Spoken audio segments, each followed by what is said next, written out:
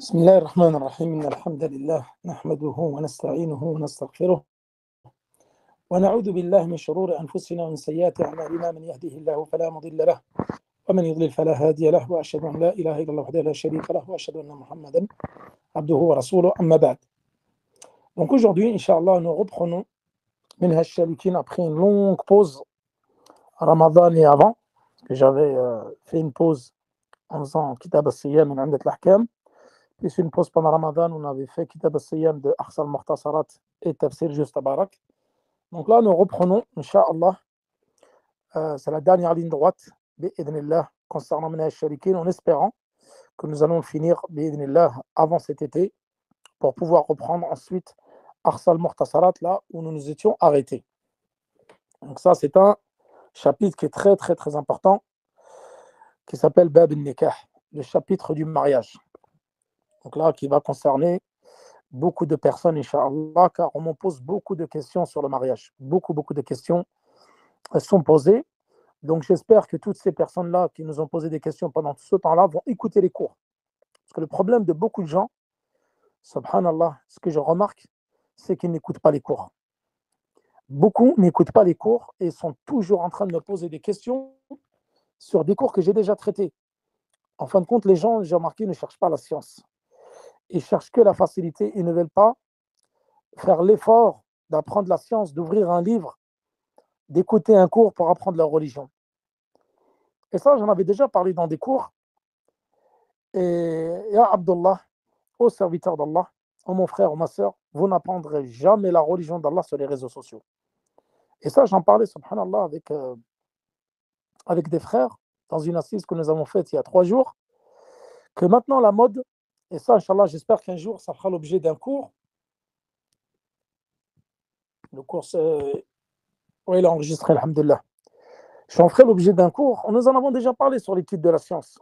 Le souci maintenant, c'est que les gens prennent leur religion d'inconnus, d'imposteurs, d'influenceurs, d'égareurs, d'innovateurs, de Twitter et d'Instagram. De tout, sauf de qui ils devraient réellement prendre la science, c'est-à-dire des savants et des étudiants en sciences qui se sont assis de nombreuses années chez les savants. Ça, j'en avais déjà parlé dans l'étude de la science religieuse.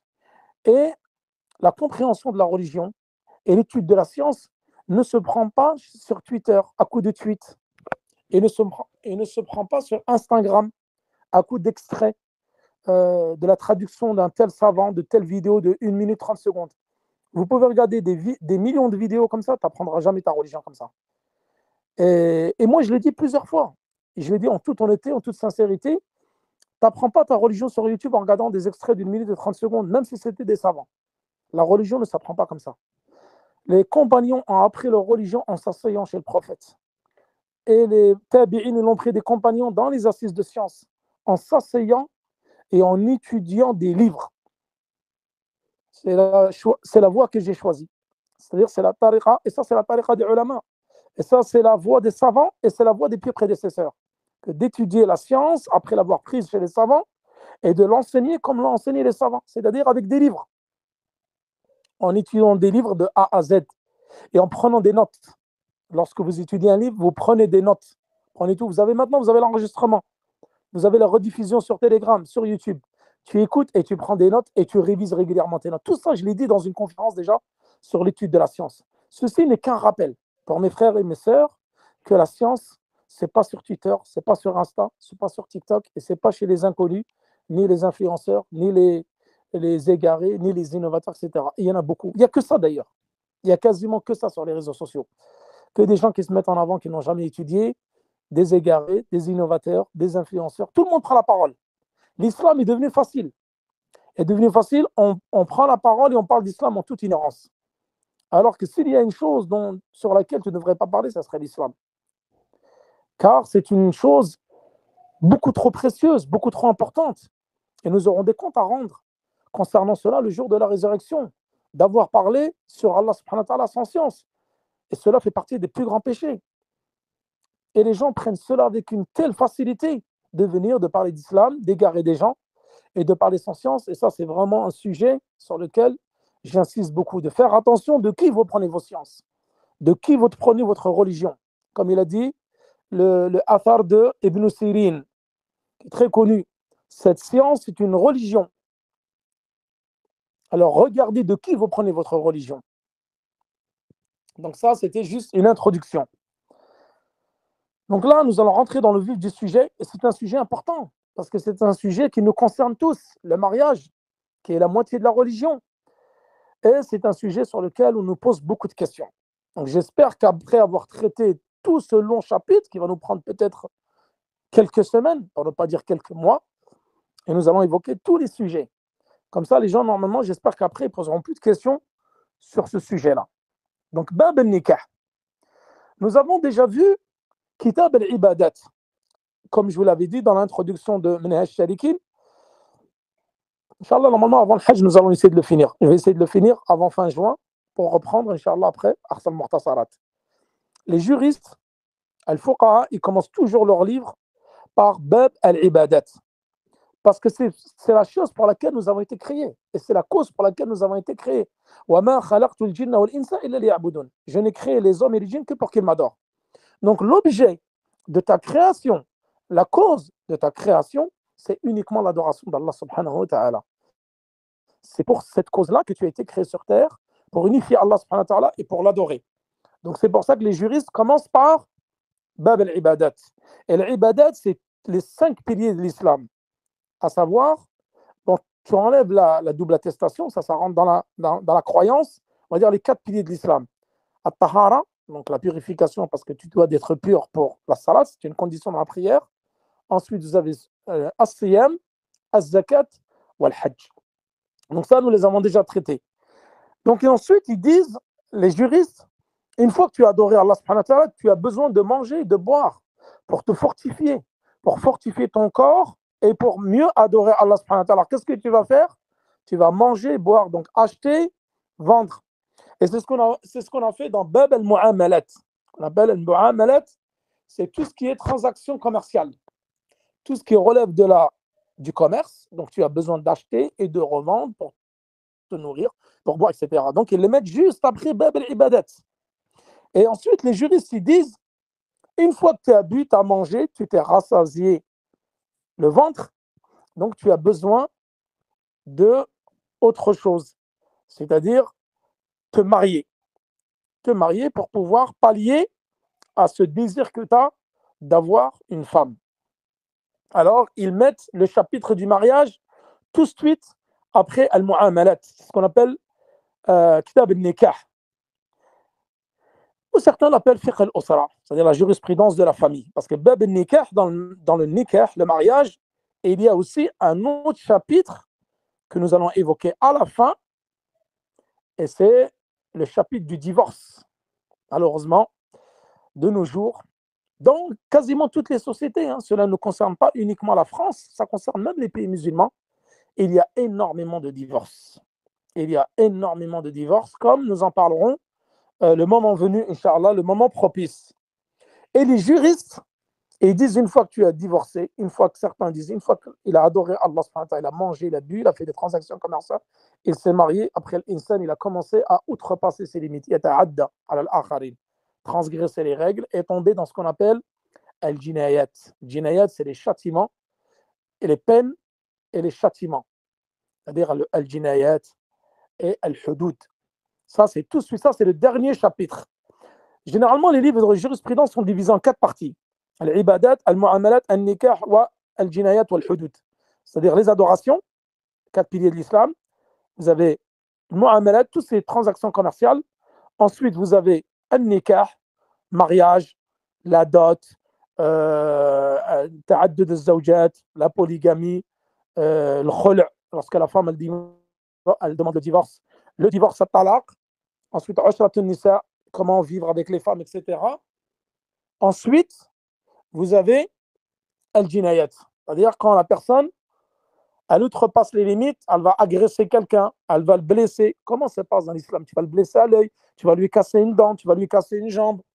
Et la personne qui vole, la personne qui fait des braquages, la personne qui tue, le meurtre, la personne qui blesse, tout cela, ça rentre dans le jinayat et le hudud, les châtiments et les peines applicables que nous verrons en dernière partie. Donc, excusez-moi, j'ai tardé un petit peu dans l'introduction. Nous allons rentrer dans le vif du sujet. Donc, Bab al-Nikah. Al-Nikah, l'oratel, qu'est-ce que ça veut dire au niveau de la législation? Tout d'abord, vous avez la définition au niveau linguistique et au niveau de la législation.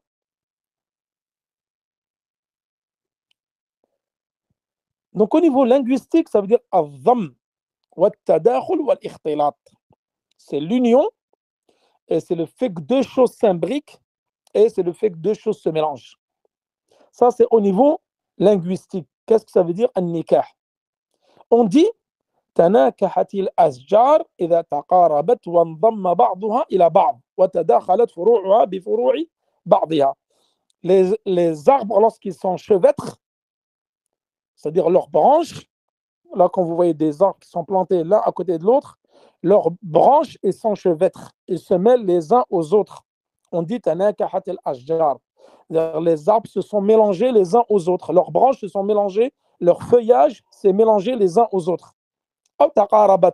Ils se sont rapprochés ou mélangés. Et on dit nakahal matarul arda. C'est ça, des fois, c'est important toujours de connaître le terme linguistique. Parce que quand, des fois, vous allez l'entendre, quand tu vas entendre nakahat al ashjar, tu vas dire non, mais nikah, ça veut dire le mariage. Qu'est-ce que ça a à voir avec les arbres? Nakahal matarul ard. Certains, quand ils vont le voir en termes arabes, ils ne vont pas comprendre comment la pluie elle s'est mariée avec la terre. Vous voyez, c'est pour ça qu'il faut toujours connaître al-ma'na de l'orawi. C'est-à-dire le sens linguistique et le sens légiféré, ça ne veut pas dire la même chose. Et ça, nous l'avons déjà vu dans quoi? Rappelez-vous, dans Usul al-Tafsir. Et aujourd'hui, je n'ai pas pu le faire, mais nous allons le reprendre à partir de la semaine prochaine. Peut-être dans la semaine, je vais vous le rattraper, Inch'Allah, Usul al-Tafsir. C'est pour ça, toujours quand tu vois un sens dans le Coran, tu prends un verset du Coran, tu vas toujours voir le sens linguistique et le sens légiféré. Et généralement, ce n'est pas la même chose.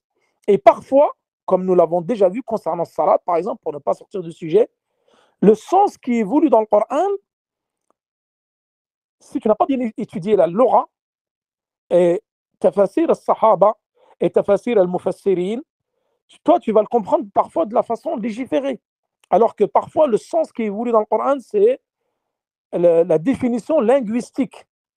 Et ça, tu ne le peux savoir que si tu comprends bien l'arabe et tu regardes aussi as-siyaq. C'est pour ça que dans la langue arabe, elle est tellement riche que le mot, tu ne peux lui donner sa signification que dans son contexte. Tu regardes dans quel contexte il a été révélé et tu regardes le sens de la phrase. Et le mot, qu'il soit dans une phrase ou dans une autre, il n'aura pas le même sens. Donc des fois, quand tu donnes un sens à un mot, tu ne peux pas le donner de façon absolue. Ce n'est pas comme en français. Par exemple, bab. Quand tu vas dire bab, tu ne peux pas dire de façon absolue, ça veut dire la porte. Ça ne veut pas dire que la porte. Par exemple, ici, les fuqaha disent bab kada, ça veut dire le chapitre. Dans un livre, al-bab, ça veut dire le chapitre. Alors qu'en français, la porte, c'est la porte qui est connue. Vous voyez ce que je veux dire? Donc, des fois, le mot, il a plusieurs significations et dans la phrase dans laquelle il est, dans le contexte dans lequel il est exprimé, il va forcément avoir un autre sens. Et dans le Coran, comme nous l'avons vu, parfois, il aura le sens qui est voulu, qui est linguistique et non le sens légiféré. Même si dans la majorité des cas, lorsque tu as un mot qui est évoqué dans le Coran et dans la Sunna, c'est toujours le sens légiféré, généralement, qui est voulu. Parfois, ça va être le sens linguistique. Donc là, le sens linguistique n'a rien à voir avec le mariage que nous connaissons à proprement dit en français.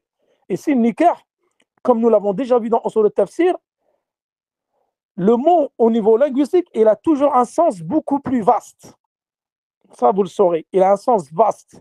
Et au niveau légiféré, il va avoir un sens restreint. Donc là, on dit nakah al-matarul arda, c'est-à-dire que la terre, elle s'est mélangée, l'eau de la pluie, elle s'est mélangée à la terre. Elle s'est mélangée à la terre. Et ce n'est pas le sens légiféré qui est voulu ici. Et le sens légiféré, c'est quoi?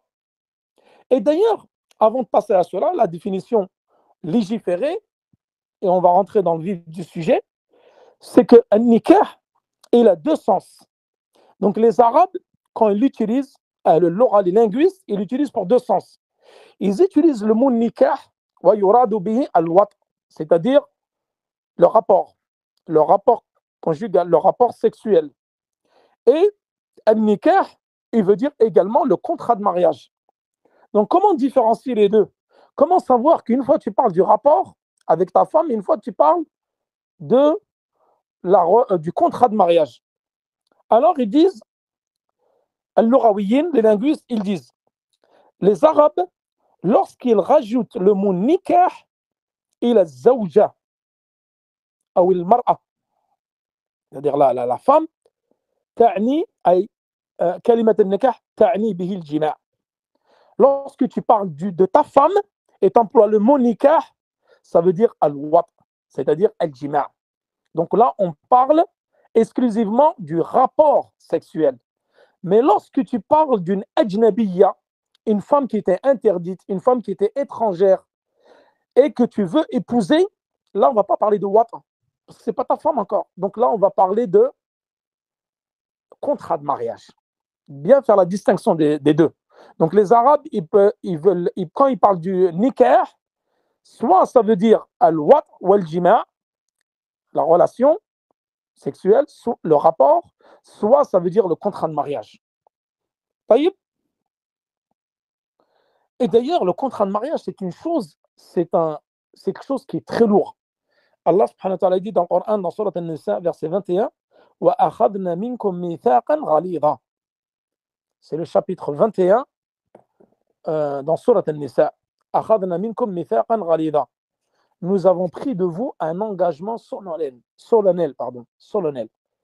C'est-à-dire que le contrat de mariage, c'est un engagement fort, lourd de conséquences. Et ce n'est pas une chose à prendre à la légère, comme nous allons en parler dans At-Talaq.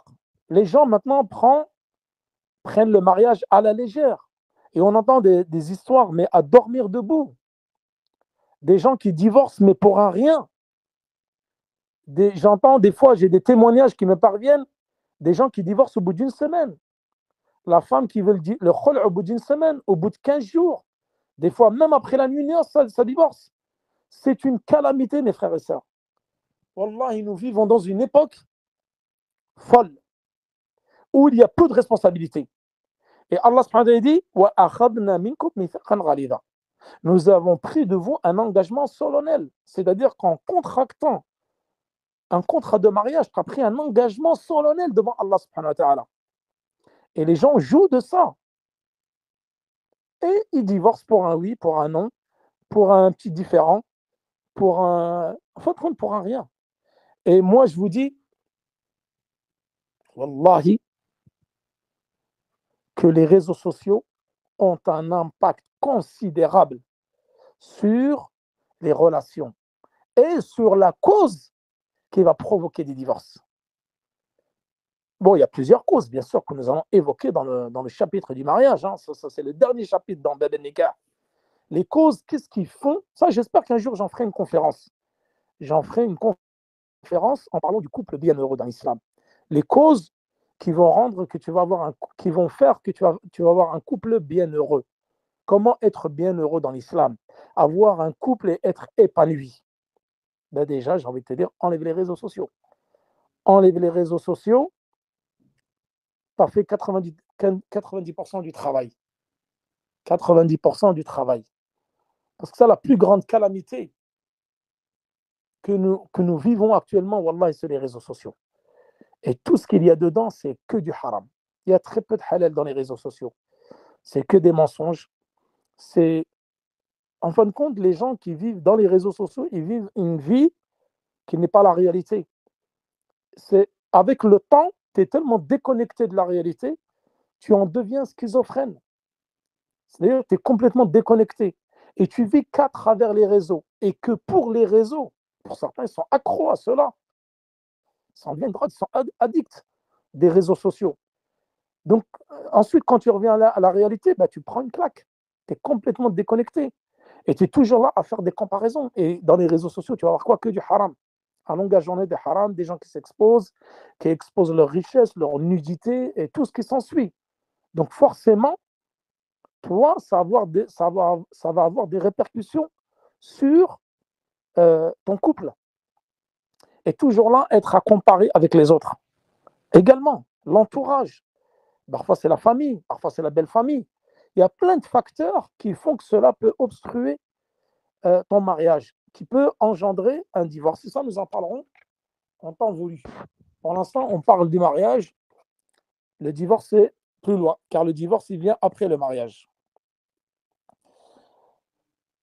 Donc là, qu'est-ce qu'il dit à Cheikh Saadi, pour revenir, Inch'Allah, à notre cours, et pour ne pas faire trop long. Je ne sais pas, j'ai commencé il y a combien de temps exactement. Pour ne pas faire trop lourd, on a commencé une demi-heure.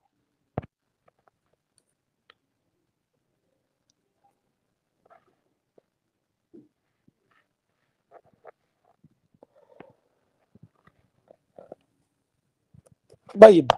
Donc là, il a dit à Cheikh Saadi, وهو من سنن المرسلين. وهو من سنن المرسلين.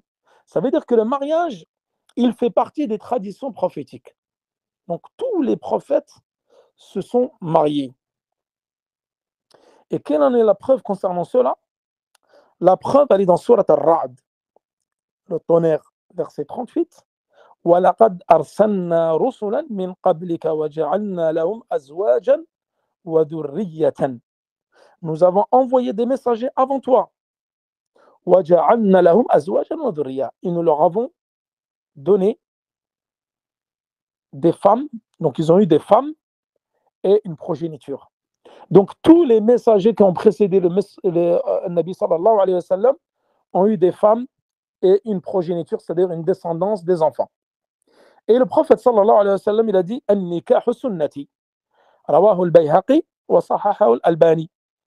La religion, c'est ma sunna.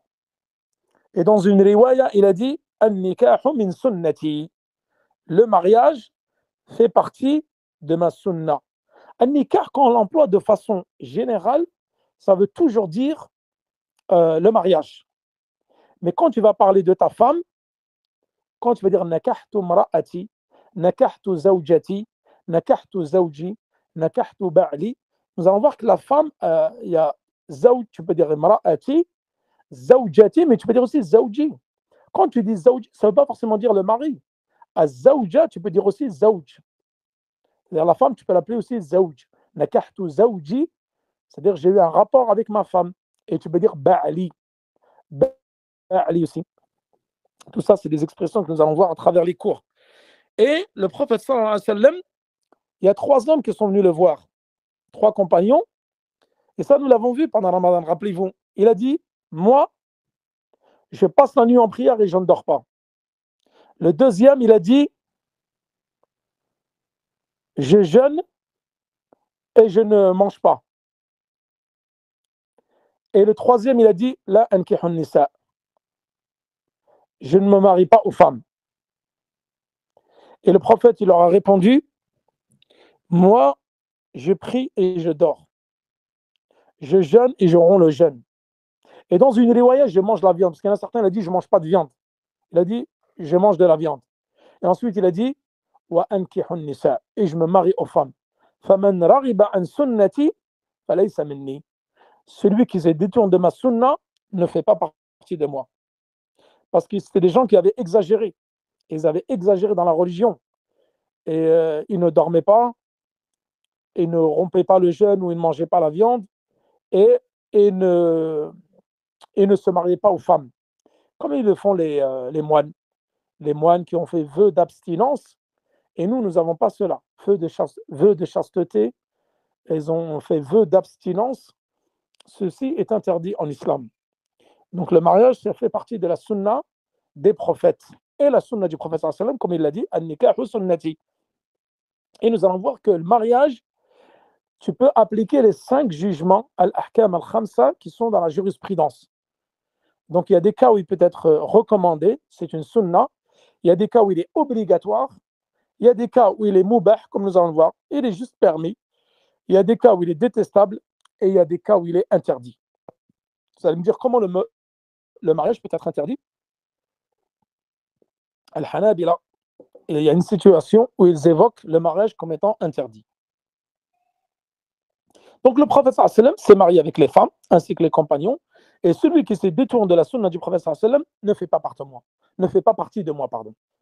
فَمَنْ رَغِبَ عَنْ سُنَّتِي فَلَيْسَ مِنِّي. Celui qui se détourne de ma sunna ne fait pas partie des miens, de ma communauté. Et là, le prophète sallallahu alayhi wa sallam dans un hadith, وقال في الحديث يا معشر الشباب من استطاع منكم الباءة فليتزوج فإنه أغض للبصر وأحسن للفرج ومن لم يستطع فعليه بالصوم فإنه له وجاء متفق عليه رواه البخاري ومسلم. Le prophète sallallahu alayhi wa sallam, il dit يا معشر الشباب, oh les jeunes, parce que c'est conseillé de se marier jeune. Et à l'époque du prophète sallallahu alayhi wa sallam, en des temps reculés, les gens se mariaient très très jeunes. Très jeunes. 12 ans, 13 ans, 14 ans, 15 ans, 16 ans, c'était la coutume. Maintenant, bon, bien sûr que les mœurs, elles ont beaucoup changé. Tu trouves ça de moins en moins rare que les gens se marient très très jeunes. Mais avant, c'était la sunna. Les gens se mariaient très jeunes. Et un adulte à l'époque, 14 ans, 15 ans, c'était un adulte. Ça y est. Il fallait qu'il se marie. Et nous l'avons vu dans la biographie du Cheikh Mohammed ibn Abdel Wahhab. Son père, il l'a marié à l'âge de 12 ans. Ou un peu plus. Il l'a marié très très tôt parce que c'était les coutumes de l'époque. Et nous allons voir ça rentre dans le urf. Nous allons voir également le urf, les traditions. Les traditions que parfois, l'islam, lorsqu'elle est venue, les Arabes, ils avaient des traditions. Et le prophète sallam il a donné son consentement, il a acquiescé quant aux traditions. C'est-à-dire, il y a, parfois, dans la législation, tu vas voir le Coran, le Sunna, l'Ijma' ou le Qiyas. Et il y a des adilla muttafaqun alayha. Ça, nous le verrons, Inch'Allah, lorsque nous étudierons usul al-fiqh, les fondements de la jurisprudence. C'est-à-dire qu'il y a des sources sur lesquelles il y a une unanimité de savants, comme quoi c'est des sources sur lesquelles tu dois t'appuyer pour comprendre la religion. Al-Qur'an wa Sunna. Qur'an, la Sunna du Prophète sallam, wa l'Ijma'. Ijma', c'est un dalil. Parfois, les gens, ils te demandent un dalil, ils disent, mais ce que tu as dit, c'est quoi le dalil? Le dalil, ça peut être un verset du Coran, un hadith du Prophète sallam, ou un ijma'. Al-Ijma', c'est une preuve. Quand je dis al-mas'ala ajma' alayha ahl al-ilm, ça c'est une preuve, donc tu prends. Et al-qiyas. Qiyas, certains ils disent mukhtalafun fih, walakin umuman al-qiyas, c'est une preuve également, le raisonnement par analogie. Ensuite, il y a d'autres preuves. Al-ulama ikhtalafu fiha, il y a une divergence, al-istihsan, al-masalih, al-shar'u man qablana, al-masalih al-mursala. Vous avez l'urf également, l'urf, les traditions. Donc ça, il y a une divergence entre les savants, ce qu'on prend, on ne prend pas, pour en faire une pratique dans l'islam ou une preuve. Et parfois, chez l'islam britannique, il y a certaines masaïl dans le fiqh qui disent al-mas'ala tarja' ila al-urf. C'est-à-dire, on revient au urf, aux traditions des gens, aux coutumes des gens. Tant qu'il n'y a pas de mukhalafa shar'iyya, tant que ce urf, ces coutumes, ces traditions ne rentrent pas en contradiction avec la législation. Et le prophète sallam, lorsqu'il est venu, il a vu que les Arabes avaient certaines coutumes, il ne leur a pas interdit. Il les a laissés continuer à pratiquer leurs coutumes car elles n'étaient pas en contradiction avec la législation. Et vous allez voir, dans certaines contrées, ils ont des coutumes dans leur mariage, et c'est des coutumes qu'il convient d'adopter car elles ne sont pas en contradiction avec la sunna. Et toi, tu vas venir, tu vas faire un mariage. Parfois, tu veux faire un mariage, par exemple, sur la sunna, tu ne pourras pas le faire. Parce que dans les coutumes de pays, on ne fait pas comme ça. Mais tant qu'il n'y a pas de contradiction, il n'y a pas d'interdit, comme l'irtilat, par exemple, le fait de la mixité, comme comment s'appelle, la musique. Donc ça, c'est des interdits flagrants. On ne parle pas de ces choses-là. Ça, c'est interdit d'avoir ça dans les mariages. On parle des coutumes que les gens ils ont et que le prophète sallam a approuvé et que ça ne rentre pas en contradiction avec la législation. Donc là, le prophète sallam il dit dans son hadith, oh vous les jeunes gens. Donc là, le prophète sallam s'adresse aux jeunes, car il est conseillé de se marier jeune. Pourquoi? Quiconque d'entre vous est à même de se marier, qu'il le fasse. Là, il parle de l'istita'a man istata'a minkum. Donc, c'est-à-dire que nous l'avons déjà vu dans l'Arba'in al-Nawawiyya, ça. C'est-à-dire que souvent, les actes d'adoration sont conditionnés par la capacité, alors que les interdictions ne sont pas conditionnées. Ma amartukum bihi fa'tum bihi mastata'tum. Ce que je vous ai ordonné, ou ce que Allah vous a ordonné, faites-en ce que vous pouvez. Mastata'tum. Wa ma nahaytukum anhu fajtanibuh. Mais ce que je vous ai interdit, éloignez-vous-en. Délaissez-le. C'est-à-dire, dans le délaissement, il n'y a aucune condition. tu dois de façon catégorique, de façon absolue, délaisser l'interdit. L'alcool, c'est interdit, tu délaisses. La drogue, c'est interdit, tu délaisses. Zina, c'est interdit, tu délaisses. La musique, c'est interdit, tu délaisses. Il n'y a pas si je peux pas. Non. Alors que les adorations, les commandements, les injonctions, elles sont conditionnées par la capacité. Man istata'a minkum, la yukallifu Allahu nafsan illa wus'aha. En fonction. Tu ne peux pas prier debout, prie assis. Tu ne peux pas prier assis, prie allongé. Tu ne peux pas jeûner pendant le voyage, tu rends le jeûne. Tu n'as pas de nisab, tu ne sors pas de zakat. Tu n'as pas l'argent pour aller au hajj, tu ne fais pas le hajj.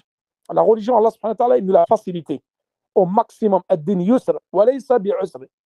Yassiru wa la tu'assiru. Le prophète sallallahu alayhi wa sallam, lorsqu'il a envoyé Mu'adh ibn Jabal et Abu Musa al-Ash'ari au Yémen parce que là-bas, c'est des gens du livre. C'est des gens du livre, comme on l'a vu dans le hadith de Mu'adh ibn Jabal, dans le Kitab al-Tawhid.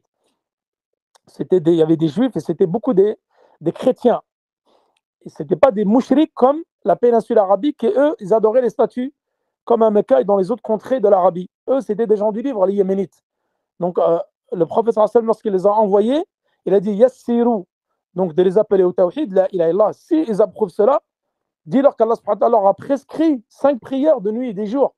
S'ils t'acquiescent, ils approuvent cela, alors ordonne-leur de sortir la zakat des pauvres pour la donner des riches, pardon, pour la donner aux pauvres. Ensuite, il leur a parlé du pèlerinage. Il a dit Yassiru wa la tu'assiru, bashiru wa la tunaffiru. C'est-à-dire faciliter aux gens la religion et ils ne la rendaient pas difficile. La religion, elle est facilitée. Ad-din yusr. C'est nous qui la rendons compliquée. C'est nous qui nous compliquons le quotidien et la tâche et la religion. Bashiru, annoncez des bonnes nouvelles et ne faites pas fuir les gens. Donc celui qui a la capacité de se marier, qu'il se marie. Cela va t'aider à baisser le regard et à préserver la chasteté pour ne pas tomber dans le haram, dans la zina. Quant à celui qui n'en a pas la possibilité, il n'a pas la possibilité, la capacité de se marier, pour manque d'argent, ou il est trop jeune, ou il n'a pas trouvé de femme, qu'il jeûne. Donc là, le professeur, il lui a dit qu'on conseille de jeûner, car le jeûne est un rempart. Le jeûne est un rempart, est un bouclier. Et c'est vrai, nous l'avons vu dans Kitab al-Siyam. Le jeûne, il casse la shahwa, c'est-à-dire le désir ardent que tu as. Lorsque tu désires et tu jeûnes, ça t'affaiblit. Le jeûne, il affaiblit le corps et ça affaiblit aussi le désir. Donc c'est pour ça qu'il a recommandé aux jeunes de jeûner. Ensuite, Cheikh Sadi ramène le hadith وقال تنكح المرأة لأربع.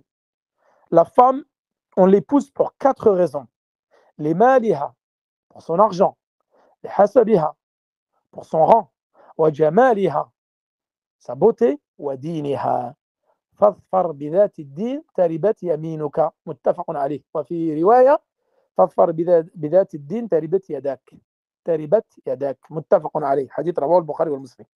On épouse une femme pour l'une de ces 4 raisons, pour sa fortune, sa noblesse, la noblesse de sa filiation, son rang social, sa beauté et sa piété.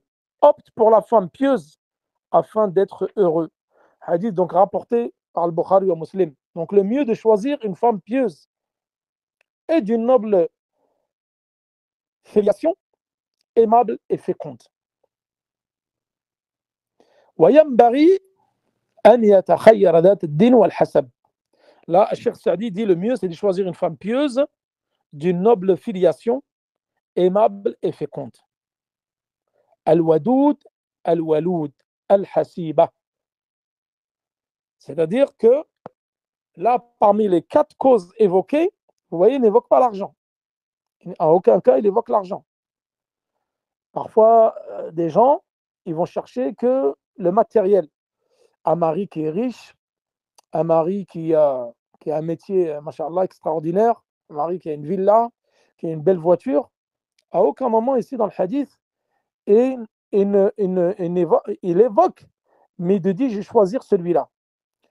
Mais il met le point, l'accent sur lequel la religion, la piété. C'est-à-dire le meilleur des critères de choix que tu puisses faire pour te marier, c'est tout d'abord la religion. Nous, quand l'homme il vient demander la main de la fille, dans nos coutumes, nos traditions, on pose des questions sur tout sauf la religion. Est-ce qu'il a de l'argent? Est-ce qu'il a un métier? Est-ce qu'il a une maison? Est-ce qu'il a une belle voiture? Etc. On demande tout sauf la religion. Alors que le professeur dit, c'est-à-dire, tu seras heureux si tu regardes la religion. Donc, c'est la religion que tu dois regarder en premier. La religion. Ensuite, tu peux regarder le rang, la baisse. C'est même conseillé si tu es à un certain rang social ou euh, un certain rang, de te marier dans le même rang pour pas que ça fasse un déséquilibre.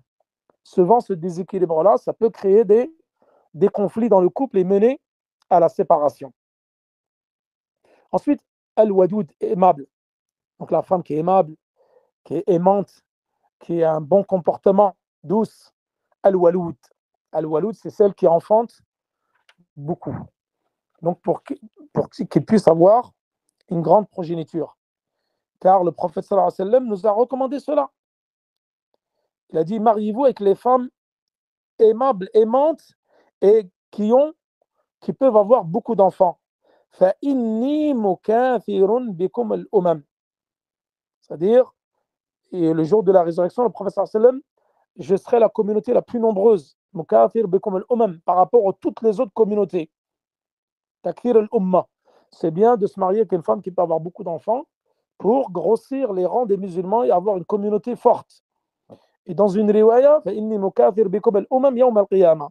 c'est moi qui aura la plus grande umma, la communauté, le jour de la résurrection parmi toutes les autres communautés. Donc là, il dit dans بعض الكتب في بعض كتب الفقه يقول يسن مع شهوة لمن لم يخف الزنا. C'est-à-dire que le mariage, c'est une sunna. Donc, jumhur al-ulama, l'unanimité des savants disent que c'est une sunna. Une sunna. Ils disent pas c'est une obligation. Ils disent que c'est une sunna recommandée de se marier. Donc, celui qui a une shahwa, qui a un désir, mais qui n'a pas peur de tomber dans le zina.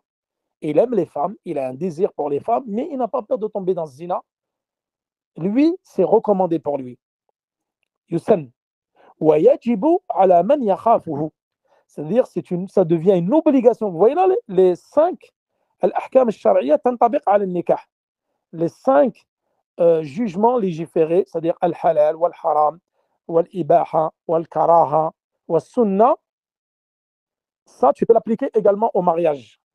Donc, c'est recommandé pour quelqu'un qui a du désir et qui n'a pas peur de tomber dans le zina. Mais c'est obligatoire pour celui qui a peur de tomber dans le zina. S'il ne se marie pas, il va tomber dans le haram.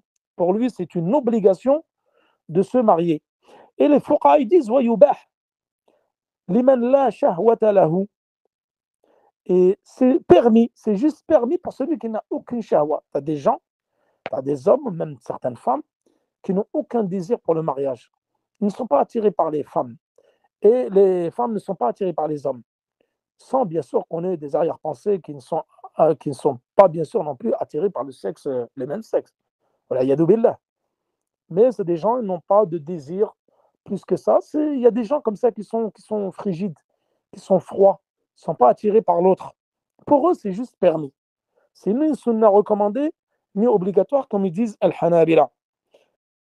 Et al-Hanabila, par exemple, ils évoquent une situation particulière où ils disent que c'est interdit de se marier fi dar al-harb.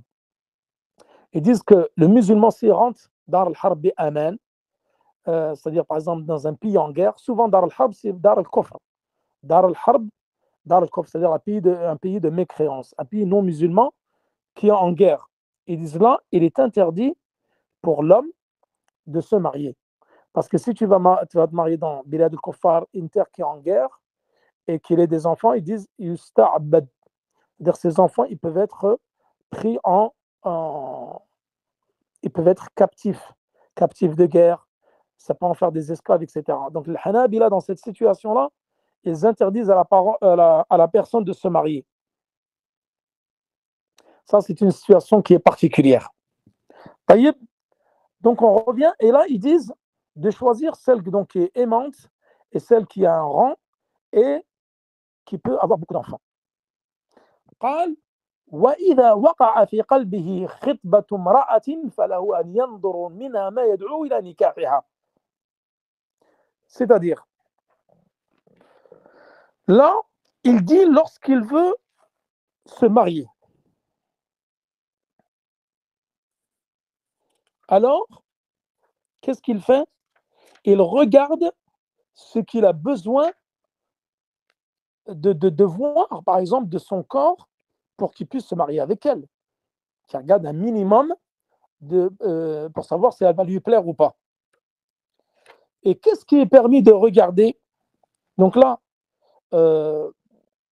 chaque fois que l'on prend la résolution de demander la main d'une femme, donc les khidbati al-mar'a, lorsque tu veux épouser une femme, alors là, il convient de regarder la femme en question de sorte à voir ce qui encouragerait à l'épouser. Et là, Cheikh Saadi ensuite il dit, il n'est pas permis ou il n'est permis à aucun homme de demander la main d'une femme qui a déjà reçu la demande d'un autre frère musulman, à moins que ce dernier lui en donne l'autorisation ou retire sa demande. Donc ça, nous avons vu, c'est dans Kitab al-Bouyu', c'est lorsque, par exemple, tu as contracté une vente avec quelqu'un, tu n'as pas le droit de venir, toi, derrière, surenchérir pour annuler la vente de ton frère et faire la vente à sa place. La bay'a ala bay'i akhik. Donc, tu n'as pas le droit de vendre sur la vente déjà qui est conclue ou vouloir acheter ce qui a déjà été conclu entre toi et une tierce personne. Et pour le mariage, c'est exactement pareil. Tu es venu demander la main d'une femme, mais tu n'as pas encore contracté le contrat de mariage. Donc, il ne convient pas, toi, de passer derrière et de venir demander la main de cette femme, sauf si le prétendant, le premier, te donne l'autorisation et se désiste. Donc, il ne veut pas épouser cette femme. Ensuite, donc il y a ici ce que tu peux voir chez la femme pour la demander en mariage. Donc, qu'est-ce qui est permis d'être visible? Donc ça, je ne sais pas, peut-être que ça va prendre un peu de temps. Là, le cours, il commence à être un peu long. Parce que nous verrons cela demain, Inch'Allah. Nous verrons cela. Nous allons détailler cela demain, Inch'Allah. Et finir, parce que là, nous faisons ménage chez Alikin tous les samedis, dimanches. Tous les samedis, dimanche. Et comme ça, nous parlerons également des conditions du mariage. Ensuite, si le temps nous le permet, shurut al-nikah. Il y a shurut al-nikah, il y a shurut fi al-nikah. Il y a les conditions du mariage et il y a les conditions dans le mariage. Donc cela, nous allons parler demain, Inch'Allah. Et nous, si certains ont des questions, donc n'hésitez pas à m'envoyer les questions sur Telegram, j'y répondrai sans souci, Inch'Allah. Wa sallallahu ala nabina Muhammad wa ala alihi wa sahbihi wa sallam. Allahu ta'ala a'la wa a'lam. Assalamu alaikum wa rahmatullahi wa barakatuhu.